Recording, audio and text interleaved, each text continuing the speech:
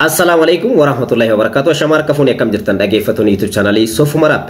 Egaa du'a kaadhimamtu artist Andu'alam Gosaati wal qabatee wantoonni ka'aa jiran isuma duratti gabaabinaan isiniif ibsee kana fakkaata. Egaa Qananii Addunyaa fooqii shanaffaarraa yookaan gamoo naannoo Lammiitti kutaa magaalaa Finfinnee kutaa Lammiitti argamurraa akka kufteedha jechuudhaaf fooqii sanarraa akka of darbitee duuteedha kan ibsamaatiin jiru. Toora social media kanarratti immoo wantoota baay'eetu adeemsifamaa jira. Waa'ee kanneen irraa hamma tokko ni haasofna viidiyoo kana keessatti jechuudha. Asirratti garuu wanta tokko kaasuun ni barbaada. Keessattuu iyyuu uummanni keenya kun girrisa baay'ee girrisaadha yeroo jennu dhuguma. Maaliifi kanaan dura Andu'alam Gosaa fi akkanumallee Qananii Addunyaa osoo gaa'ila isaanii hin raawwatinidha kan waggaa 3 wajjin jiraachaa akka turanidha kan ibsamaatiin jiru. Garuu haa ta'uutii yeroo kana keessatti rakkoon namni akkuma wajjin jiraatu akkuma jaalallee jiru gidduu namaatis wantoonni tokko jiraachuu danda'anii namoonni itti dhiyaatanii rakkoo kanallee yoo jiraate kan beekan wantoota tokkollee hin jiru. Garuu hundi isaaniitiyyuu kan haasaa jiran kan irraa dubbachaa jiran jecha shakkii kan fakkaatudha namoonni baay'een. Isaan tokko garuu qabatamaan ni beekna warroonni jedhanis jiranii. Asirratti waa lama jechuun barbaada. Maalidhaafi namni keenya yeroo baay'ee yoo namni beekamaan tokko yookaan immoo namni dhageettii qabu artistoota irraa aktivistii ta'uu danda'a. Akkanumallee namoota biyya bulchan kanneen irraa ta'uu danda'a. Yeroo haasofnutti dhimma miidiyaadhaaf qofa kan dhiyaanneetiin dubbannu jechuudha. Rakkoo san kanaan dura yoo ture har'a kan baastanii miidiyaa irratti dubbatan dursitanii furmaata laachuudhaaf deemuun maaliif didi? Har'a immoo erga namni sun lubbuudhaan darbe lubbuu isii rabbi haa maaru. Erga namni sun lubbuudhaan darbee booda dhuftanii iccitii akkasiin bu'ee iccitii asii deebi'ee akkana ta'ee Andu'alam akkana godhee kanaan akkana taate kanaan asiin bu'ee kan jedhamu kuni maalidha? An Oromoo na dhibee yeroo hundayyuu dhimma social media kanarratti ka'an wantoota baay'ee waa'ee dhimma nageenyaatiin wal qabatee dhimma namoota bebeekamootiin wal qabatee wantoonni kaan kun hundumtiniyyuu baay'ee nama gaddisiisu. Mee viidiyoo kana keessatti wantoota viidiyoo tokko haa ilaalluuti dhugaan eessa jirtillee kan jedhu isinillee tilmaama mataa keessanii kaa'adha. Nageenya sin daganne assalamu alaikum warahmatullahi wabarakatuh. Shamar kafuuni akkam jirtan dhaggeeffattoonni YouTube channel Sofumarab. Viidiyoo kana keessatti gabaabinumatti waa'ee du'a moodeelii fi akkanumallee beeksisuudhaan kan beekamtu Qananii Addunyaatiin wal qabatee wantoota jiran tokko ni ilaalla.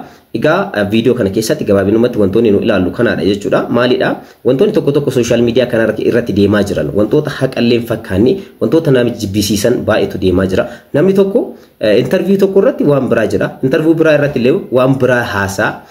Afaan garagaraatiin kan haasa'ullee baay'eetu jira. Kanarraan immoo duuba nama kanaa namatu jira. Ergasii immoo namoota maatii walitti naquudhaaf kan deemamaa jiru. Social media kan itti fayyadamaa jirru rakkoodhaafi rakkoo uumuudhaaf malee wanta gaariidhaaf social media yeroo baay'ee hin fayyadamnu.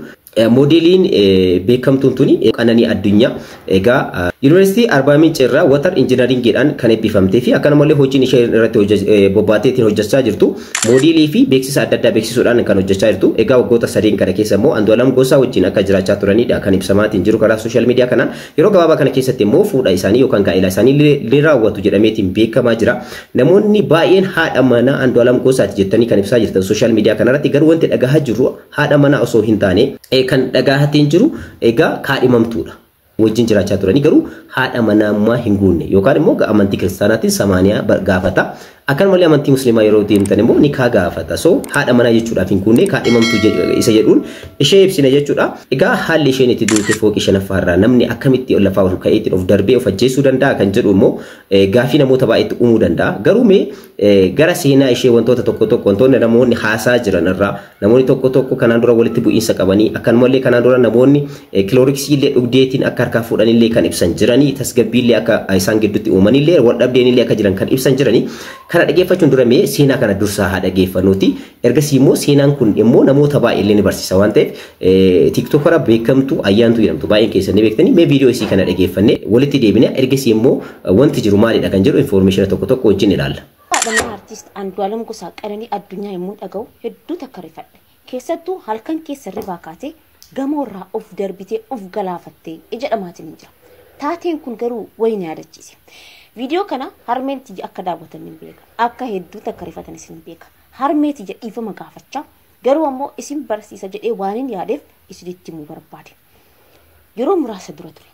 Yeroo sanitti sa'aatii sammuu kiyya waa hedduun cinqamaa ture. Sa'aatii waa hedduun abdiitti kutadhe. Sila addunyaa kana maaliif irra jiraataniyyuu? Sila badiinti maaliif akkanatti dararama jedhee yommuu itti yaadaa ture. halkan keessa naannoo sa'a sadiitti ilmaan tiyya raffisee gara kutaa ciisichaa kiyya deemee foddaa kutaa ciisichaa kiyyaa banee foddaarraan gadi ilaale. Yeroo kana waan xiqqishuudhaaf sa'aatii sanitti wanti na cinqaa turte. Garuu sheexanni waa hedduu natti fakkeesse. Waa hedduu natti fide. Yeroo kana ofitti aare sila maaliif jiraadhaa? Osoo addunyaa kanarraa deemanii seenaa ta'an jedhee waa hedduu yaade. Wallaahi sa'aatii san duuba deebi'eetiin yommuu yaadadhu keessa kiyya na surra. Daqiiqaa muraasaaf akkasitti erga tureen booda toohii badhee astaghfirullah sila maal yaadutti jira jedhee foddaa kutaa ciisicha kiyya cufee gara keessaatti deebi'e. Dhugaa rabbii isinitti har'arra dhaabadhee yeroo sana yommuu yaadadhu hedduu takka na surra. Sila yeroo san maaltu na mudate waan xiqqoo tanaaf waan darbitu tanaaf waan seenaa taatu tanaaf seenaa hin dabarre barreessee oole. Osoo kaleessa sheexani na dogongorsee murteessee jiraadhe har'a nama meeqatu miidhama. Uf qofa miin obboleewwan tiyya ummaatti jeta anaaf jettee jireenya isii dhiiftee anaaf jiraataartu. Maatii kiyya ilmaan kiyya namoota na jaalataniif na barbaadan waa hedduu balleesseetiin ture. Akka waan takka qabattan barbaada. Ilmi namaa waan xiqqatee uffatee gadi ba'eef qofa yaadan qabu waan isa dhiphisu hin qabu jettaniitiin hin yaadina. Ofii keessanii dhiphina keessa waan jettaniif namni akkanatti jiraata an qofti maaliif dhiphadha jettaniitiin hin yaadina. Namni martinu akkaataan sadarkaa jireenya isaa garaagarummaa haa qabaatu malee wanti inni yaadda'u garaagarummaa haa qabaatu malee namni hundinuu yaada mataa isaa qaba. Namni hundinuu waan keessa isaa isa dhiphisu waan keessa isaa isa cinqu waan namatti himachuu hin dandeenye qaba. Garuu ammoo beekaa dhiphina hangam qabaataniyyuu of ajjeesuun murtee akkana kana jireenya ofii irratti murteessuun gonkumaa furmaata ta'uu hin danda'u. Gaafa waan akkana kana murteessisan uf qofaa miti. Namoota naannoo keessan jiran namoota isin barbaadan namoota isiniif vaaliyuu kennan namoota miidhama keessan keessaa miidhaman ajjeeftu. Isin takka duutanii dabartanii jirtan warroonni addunyaa kanarra jiran garuu jiraa osoo lubbuudhaan jiran isin faana du'u. Egaa akkuma dhageeffattan ayyaantuun wanta gaariidha kan kaafte asirratti namoota sooshaal miidiyaa kanarratti iccitii kanani addunyaadhaa bahee jira akkaataan isheen itti duute bahee jira akkaataan wanti isheen taate wanti kanaan dura ishee qunname rakkoon isheen kanaan dura keessa turte bahee jira jedhanii miidiyaa kanarratti odeessitanii jechi ishee kun deebii isiniif ta'a jedheetiin qabadhee kan isiniif dhufe. Egaa jireenya namaa keessatti jireenya yeroo namni lubbuudhaan jiru hin gaafanne rakkoon isaa keessa jira moo hin jiru wajjin nyaanna wajjin dhugna namoota jedhanitu jira boodarra isinitti agarsiisa viidiyoo isaanii wajjin nyaanne wajjin dhugna wajjin oolla bakka tokko oolla warroota jedhanitu jira miidiyaa kanarra bahanii hiriyoota isaanii Andu'aalam Gosaatii fi akkanumallee Qananii Addunyaa kan ta'an jechuudha. So namoonni kunniin ammoo har'a ol bahanii kan haasayan jechuudha. Keessa isaanii kolfa isaanii yookaan tapha isaanii keessa malee rakkoon isaan gidduu jira yookaan immoo rakkoon nama san keessa jira wanti itti dhagamu jira kan jedhu osoo hin hubatin kaleessa furmaata kennan hin laanneef hadha immoo miidiyaadhaaf jecha ol bahanii haasa'u maaf barbaachise? Oromoo gaafii guddaa kan ta'u namni kun Qananiin rabbi isheedhaa haraaramu dabartee jirti.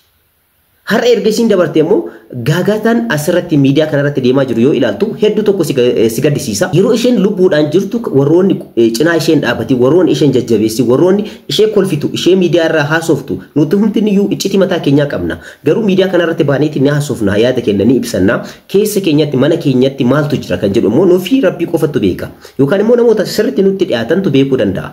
Garuu har'a ol baatanii warroonni kanaan dura wajjin nyaachaa turtan rakkoo tokko hin qabdu rakkoon ishee akkanatti kilooriksii kanaan dura dhugdee turte erga dhugdee turte kanaan dura furmaata laachuudhaaf barbaaduun maaf hin barbaachifne ture. Har'a miidiyaa irratti ol baatee kilooriksii dhugdee harkaa fuudhame. Kanaan dura wanta akkasiitu ture kan jedhutu jiran viidiyoo sana dhageeffannee walitti haa deebinu wanta ajaa'ibaa walirratti haasaatiin deemnu erga namni darbee booda namni san lubbuu deebisuu dandeessaa hin dandeessu.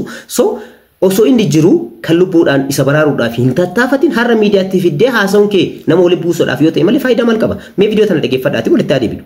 Kushma wannoo seentee obboleettiin argitee iyyitee Andu'aalem kilooriksii san harkaa fuudhee sossobee maal jedhee wanni sun hafee jechuudha. Halkan kaatee kushiinaa ifitti cuftee balbala kushiinaa keessaan ifitti qollooftee maskoota kushiinaa banatteeti kachiraan utaalti. Namoonni beekan waan kanan beekanii warri dhugumatti dhugaa kana argellee beekullee waan kana dubbataatuma ture dhugaan hayti jiru ammoo kana. Micayyoon of darbitee namni dura dhaqee bakka isiin itti kufte isii kaasi ka iyyatellee Andu'aalemiima garuu laal afaan faajjii yeroo ammaa irratti warrummaan shira harka kana keessaa hin qabne akka hawaasaatti battalatti yeroo san duute warra jedhu jira hospitaalatti duute jedhanii akka ammoo bilees kiyyeemutti sa'a 3 booda duuteedha. Qaama inni muyyuu ganama sa'a 3 irra duuteedha. Egaa viidiyoo tana wanti isin dhageessisiif maalidha? Asirratti akkuma dhageeffattan jechuudha. Kanaan dura kilooriksii dhugdee akka harkaa fuudhanidha kan ibsaatiin turan. Kana jechuun keessa isitti wanta isheetti dhagamuutu yookaan immoo rakkootu jira jechuudha. Rakkoo san kaleessa ka furuun hin barbaachifne. Hadha kilooriksii dhugdee asiin deebite asiin buute kan jedhamu maaliif barbaachise? Dhimma siyaasaadhaatiif kan itti fayyadamuudhaaf barbaadu jira. Dhimma naannoodhaatiif kan itti fayyadamuudhaaf yaadutu jira. Akkuma beektan baay'een keessan Qananii Addunyaa Harargee lixaatitti kan dhalate. Akkanumallee Andu'aalam Gosaa immoo Baaleetti dhalate. Akkanumallee Asallatti guddate. Namoota kanneen gosaanillee naannoodhaan walitti naquudhaaf siyaasni asirratti waa'ee du'a namaa tokko irratti kanaan dura baay'een keessanii beektanii Haacaaluu Hundeessaa yeroo du'etti siyaasni achirratti adeemamaa ture. Hanga dhaatti maqaa Haacaaluutiin warroonni nagadaa jiran Rabbi isaa hamaaru jiran. Har'as akkanuma jechuudha. Siyaasa kaf jecha namni keenya kan gabbahu lubbuu namaa baraaruudhaaf osoo hin taane erga lubbuu namaa dabartee lubbuu namaa sana irratti nagaduudha kan hojiin hojjetamaa jiru. Sooshaal miidiyaa kanarratti TikTokii seentanii yeroo ammaa kana yoo ilaaltan laayiviiwwan adda addaa irra seenee ilaalee jira. Hedduun isaanii kun kana jedha kun wajjin nyaadhe jira akkana jedha kun wanti taateen taa'ame qooyi isin biratti waa meeqaadhaayi nu dhibee bara mucayyoo kana amma haa boqottu dhiisanii mee immoo viidiyoo kana immoo ishee kana immoo dhageeffannee haa deebinu. Qananii Addunyaa baay'ee walitti dhiyaanna yeroo baay'ee deddeebisee mana isaanis deema har'as borus akka gaariitti dubbachuu danda'a hin dhagaamami. Hin dhagaama. Tokko odeeffannoo har'a jiru irratti fakkeenyaaf amma obboleettiin Andu'aalam Gosaa Magdas Gosaa isa wajjin hidhamtee jirti maal oduu jedhamurraa yookaan isinii jalqabu ta'e odichi sobaluuk sa'aatii tokkottiin ka'eetiin naannoo sa'a sadiitti ani mana gara Finfinnee kan gale isaa wajjin sulultaa oolee jechuudha. Inni itti aanu dhuguma Andu'aalamtu hidhamee jira mana keessatti hariiroo Andu'aalamii fi Qananii Addunyaa hariiroo akkas hariiroo waliigaltee hin qabanii jaalala hin qabanii maal hin qabanii wanti jedhu kun soba dhugaa isin dhugaa dubbachuu dhufila maaliif tokko ani muslimaa sooma afaan qaba ji'a soomaati sii galee jira kan isii dhaga'u kan kabaju kan jaalatu yeroo ta'an mana keessatti illee walitti bu'iinsi isaan qaban wanna tokko hin jirtu artist Rabadaan Cimeessaa Mucaa jedhamuu fi akkasuma immoo Diinqaa Huseen Mucaa jedhamu ana taane yeroo baay'ee mana Andu'aalamitti kan dabarsinu yoo mana Andu'aalamitti sin dabarsine iddoo tokkotti waliin kan dabarsinu yeroo baay'ee keessatti jaalala beekaa Andu'aalamin jechuu isaaniiti keessatti jaalala beekaa farsoo dhuguu malee akka waan iccitii beekanitti dubbatanii jechaadha. So ala ammas model seenaan jirti model seenaan ana caalmaa maatii ta'uu dandeessi al tokko maatii ta'uu dandeessi. Moo yeroo tokko jalqabumayyuu artistiin Oromoo haayilaayiti Andu'aalam irraa haasa'u malee yeroo miidiyaa irraa yookiin kilabitti yookiin hojii isaa kan dinqisiifachuu barbaades kan waanyes akkuma waanyetti ta'ee haa jiraatu malee kan Andu'aalamitti dhiyaate Andu'aalam wajjin oolee bulu kami dhimma hojiitiin madirakii irratti artistoota baay'eedhaan dhugama Andu'aalam wajjin mul'ata. Saniin duubatti immootu wanti jireenya dhuunfaa Andu'aalam keessatti kamtu seenee jaalala beeka jibba beeka eenyutu beeka dhugaa dubbachuu fi akkuma reefu siin jedhe mucaa artist Ramadaan Cimeessaa Mucaa jedhamu mee maali malli mucaa jedhu sirba ka sirbe mucaa sana Diinqaa Huseen kan jedhamu warra jaalalaa sirbe ana yeroo baay'ee deddeebinee iddoo sanitti mana isaattis kan wal arginu jara kana gaddaaf gammachuu Andu'aalamitti yeroo baay'ee deddeebinee kan bira dhaaban nama meeqa amma guyyaa darbe keessan artistii guddaa jedhamu meeqaaf bilbileet even viidiyoo galaana irratti hojjedhe amma baasee isinii laxxafa piraayiveetiin gootu kan jedhametu jira koottaa gaafadha dhimmi akkanaa galee jira galteen akkanaa galee jira mucaa kana lubbuudhaan dhabna koottaa haafurru jedhee ani artistii meeqatti bilbilee jira Taaddalaa Gammachuus ta'ee Qamarii fi akkasuma namoota baay'ee maqaa dha'uu danda'a warra yeroo kan bilbila isaanii hin kaafne teekstiidhaan ergee fi warra wanta hunda argee jira sii galee jira kanaafuu ani hin beeku bicha waa'ee artistii Oromoo kun garuu hololli akkan egaa akkuma dhageeffattan jechuudha isheen kun ammoo maal jechaa jirti itti dhiyeenyaan wajjin jireenya laayifiin keenya wajjin mana isaanii ni dheekna mana isaaniitti illee ta'ee alatti wajjin jiraannaa jedhan isheen kun ammoo rakkoon tokko gidduu isaanii akka hin jirredha kan ibsaa jirtu. Inni duratti immoo maal jechaa ture kilooriksii dhugdeetiin kan harkaa fuudha Oromoo wanti nuti hojjennu gonkumayyuu nan dhiba haasofni nuti haasofnu eessaaf akka wal dhibu ilaaluu dandeessan asirratti isheen kun rakkoon tokko isaan gidduu hin jiru nageenya jaalala kan jiru jechaarti yeroo baay'ee waliin dabarsina inni duratti dhageeffatan immoo miidiyaa sana irratti immoo kilooriksii dhugdee harkaa fuudhamee ture jechaatiin kan ture. So wantoota wal dhibantu asirratti adeemsifamaa jira. So kanaafuu asirratti viidiyoo kana keessatti wanti isiniif kaasuudhaaf dhufe mucaa kana Rabbi ishee haa maaru. Akkanumallee Andu'aalam Gosaa poolisootaan qabamee qorannoo irratti gaggeeffamaa jira. Ormoosti kun waan seeraan qabamee seeratti furmaata laataaf rakkoo tokko hin qabu. Maaliif abbaa manaatii wajjin jiraata dhimma tokko tokkoof qoratuun waanuma jirudha. Garuu asirratti immoo wantoota baay'eetu ka'a. Andu'aalamtu ajjeeselli kan jedhutti illee jira. Bar miidiyaa kanarratti ol baaftanii viidiyoo isin dhageessuu danda'a. Namoota baay'een isattu ajjeesee warra darbee fooqii irraa kan jedhu jira. Yookaan immoo ol kaateetuma of darbuu hin dandeessu kan jedhutu jira. Akkanumallee namni tokko yoo rakkoon ishee keessa humna isheetii ol kan ta'e rakkoon hedduu isaanii kan jiraatu yookaan immoo ishee wajjin namni al tokko ofiitii of lola. Namaan osoo hin taane ofiitii jireenya ofii ilaalee waan tokko ilaalee of lola. Ergasii immoo wanta taane murteessuu danda'a. So kanaafiyyuu asirratti wanti deemamaa jiru kun Oromoo girrisaa kana dhaabaadha. Yeroo baay'ee amantiif amantii kan walitti buusan. Akkanumallee namootaaf namoota kan walitti buusu. Miidiyaan kun girri ni uumaa ergasii girri sanarraa ka'ee maatiin walitti bu'a. Maatiin ni diigama.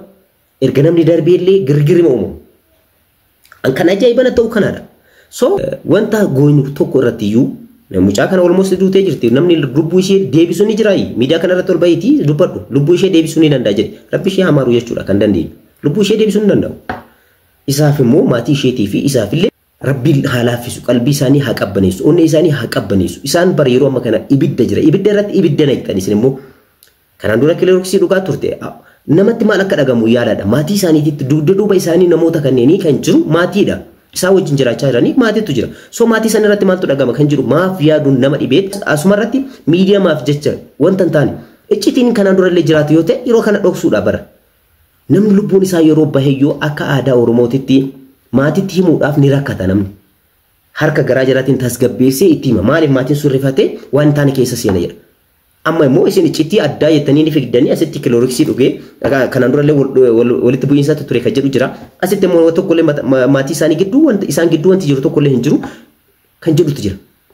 So kunniin wantoonni kunniin maatii fi nama irratti maal akka uumuu danda'u hubachuun murteessaadha. Egaa asirratti wanti kaasuudhaaf yaali akkuma mucayyoon duratti kaastisan ayyaantuun hedduu tokko sooshaal miidiyaa kanarratti tiiktookii kanarratti namootan jaaladhu keessaa tokko isheedha. Sababni isaas wantoota riil ta'an kan namoota jijjiiruu danda'an kaka'umsa nama keessatti uumuu danda'anidha. Viidiyoon isheen hojjettu seenaa ishee irraa dhageeffattanii jirtan.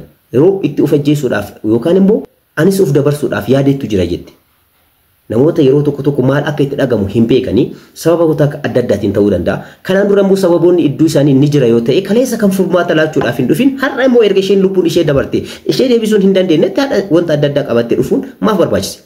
So wantoota akkana kanarraa ulaa qusannu girriin keenya ittuma fufaa namni immoo darbuun isaa hin hafu erga darbee immoo karaa ittiin darbinu immoo hunda keenya iyyuu rabbitu harkaa qaba. So karaa ittiin darbitu kun dhukkubsateetiin mana yaalatti darba kun immoo immediately amma dhukkubsatee kan amma lubbuun isaa darbu jira. Karaa adda addaatiin lubbuun kan namaa kan baatu. Sababa fooqii bakka fooqii irra darbamuun ishee yookaan immoo karaa adda addaatiin illee waamma ta'een haa ta'u sababa lubbuun ishee guyyaa kana baatiidha kan qara galmaa'ee fi lafa jiru addunyaa kanarra kan jiraachuu qabdu hanga har'aatti bakka qananiin ati waan feete jedhi kanaan dura walitti bu'anii ittiin turanii kanaan dura akkas ta'anii turanii jedhaa oolaan bakka hangana bakka jiru addunyaa hundi keessan hanganuma jiraattan iccitii baafna iccitii asiin deebisna achiin deebifna warroonni jettan iccitii ishee waan dola makkaana godhe warroonni jettan ruuhii keessanuu hin beektan akkaataa ittiin baatan iccitii namaa maal baastanii so irraa of eeggadhaa irraa of baradhaa isinii jechuu barbaada yeroo biraa immoo viidiyoo biraatiin walitti deebina. Viidiyoo kan koo kanarraa asirra goolabee jira asirra of eeggachuun hundi keessanuu irraa baradhaadha yeroo biraa immoo viidiyoota biraatiin qabadhee kan isinii dhufu ta'a hangasitti nagaan naa turaa jecha egaa amma immoo reaction viidiyoo fi akkanumallee wantoota gaddisiisoo akkanaallee akkanumallee wantoota nama gammachiisan namoonni irraa barachuu danda'an viidiyoowwan adda addaa qabadhee kan isinii dhufu ta'a amma immoo reaction viidiyoodhaan walitti deebinee jira kanaan dura teekinooloojiidhaan ture teekinooloojiin keenyas itti fufa amma immoo reaction viidiyoodhaan wantoota adda addaa irraa ni haasofna. Egaa waa'ee saba keenya waa'ee uummata keenya wantoota nama gammachiisanis kan nama gaddisiisanis asirratti miidiyaa kanarratti wajjin ni haasofna warroonni YouTube chaanaalii kanaaf haa ta'u raawwatatan subscribe like share gochuulee hin irraanfatina yeroo biraa viidiyoo biraatti walitti deebina nagaa keessa na jiraadha.